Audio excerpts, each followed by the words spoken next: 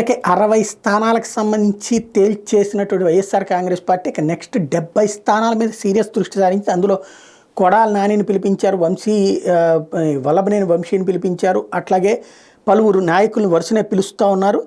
70 సెగ్మెంట్లో YCP focus ప్రధానంగా పెట్టుకొస్తుంది. ప్రత్యామ్నాయ ఇన్ఛార్జీల సీట్లలో సొంత సర్వేలు కూడా నిర్వహిస్తున్నారు. అంటే ఇప్పుడు కొత్త వాళ్ళని ఎంపిక చేసిన చోట మళ్ళీ ఏంటి అన్నటువంటిది కూడా, అంటే దాదాపు 70 స్థానాల మీదనే ప్రత్యేకంగా ఫోకస్ పెట్టారు. మిగతా అన్నీ కూడా ఎక్కడోళ్ళు అక్కడే.